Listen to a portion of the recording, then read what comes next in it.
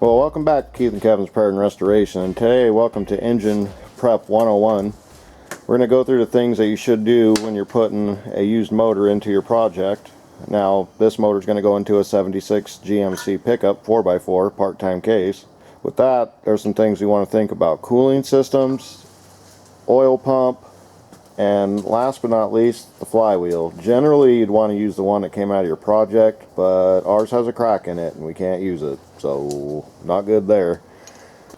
Alright, first things first, we're going to put a high volume oil pump in. We don't know if this one's high volume or not, but being that, again, because these rods are very close to our pistons as far as the counterweights go, I want to make sure that we have plenty of oil so we don't shred bearings and slap that piston right onto that crank. So that's where we're going to start first, is used oil pump, brand new one. Yeah, there's a pretty good amount of torque on those.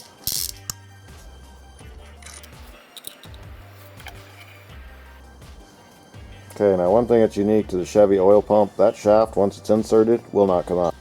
Alright, we don't have a press to do this, and one person told us this must be pressed on. Now, I believe that, but I think there's a way to do it without having to take it to the machine shop.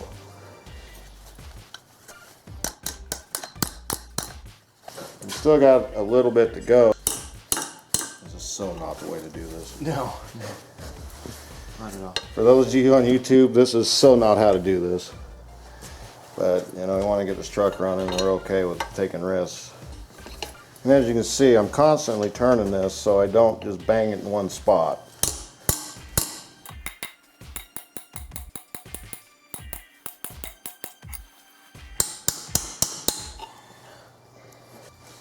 Well, without having a vise, I don't think we did too bad. But if you're going to do this, go and get this done by a machinist, qualified machinist. Because we made a mess, now we're going to have to pop these 4 bolts right here just to make sure we didn't get anything in the gears. It's probably a good idea to check this pump out, because I have seen horror stories of pumps that were supposedly good pumps and just open them up to trash. It does happen. And this was a 10 mil, but this is an aftermarket pump. Alright, so he's going to go clean this. You want to know how a GM oil pump works? That's it. Positive gear driven. So as the gears turn, it starts sucking up oil, and the high volume doesn't mean high pressure, it means just more volume per second every second this pump is ran. Then we are going to throw some pre-lube prime in there too, so. But yeah, there's really nothing to these pumps. Pretty much you have your driven gear and your idler. This part is, however, pressed in. I could get it out, but I don't want to. That's a tight tolerant deal right there. So this is what a GM oil pump looks like. Nothing to really rebuild. If something goes bad, you just get a new one, but you see how tight the tolerances are, because as they scrape, that's what does the compression. Now it sounds noisy because normally there's oil here.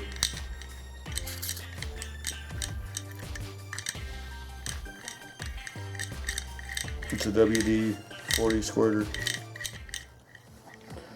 Alright, we're getting ready to install the oil pump. That's the old one. Interesting to note, if you have the nylon shaft, like this one is, that means nylon lock, that means it's a normal standard volume pump. Now with that, the new pump, and I'll have them bring it over here now, but it uses a hardened push rod, or has no lock for.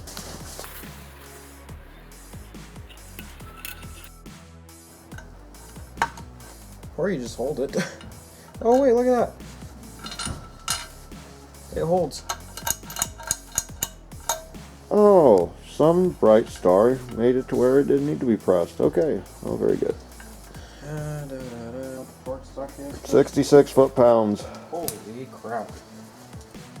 And then it's 10 foot-pounds on the oil pump block bolts.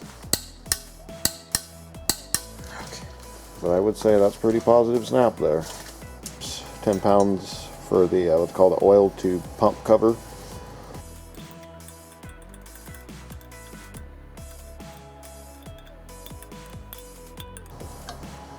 Okay. Alright, let's straighten out the pickup tube. That you do want level, so make sure you're working on a level environment. There we go. Okay, well, about ready to seal up the bottom end.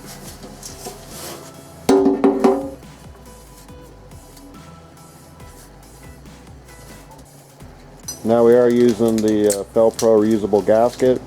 They do work, they're great. You can install them on the vehicle or without. They come with brand new bolts, which is nice.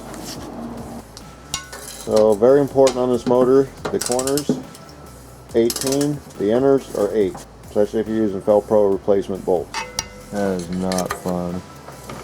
That one you might be hand doing. I don't have a wrench for that.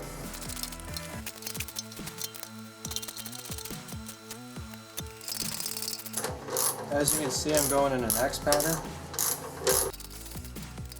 You want to recheck all your bolts one by one after that. Yep, after the initial squeeze you might have a little bit of change. Equal torque is the name of the game here. Alright, now everything's all torqued up. Okay, in this segment we're going to go after adapting your 350 to the application vehicle. Now one of the things we're going to show you right off the bat, this intake, though it looks like it would work, will not work. This right here has a heated choke, and I'm going to show you the carburetor now that this particular manifold goes to. And we've got kind of a hodgepodge of parts. We've got good carburetors that go on different intakes, and actually I'm going to do a video called Carb Tech and show you the different carbs and how they work and function when we get there. But for today, we're going after is adapting your 350 to your application. So we're actually going to be putting on the 400 manifold and the 400 brackets, so that way this 350 drops in and away we go. Now we're going to have to do some disassembly, so make sure you tap your bolts, and you're going to have to do a little bit of cleaning. So one of the areas you're going to want to clean before you pop the manifold, if yours came with one, is basically right here in the valleys. So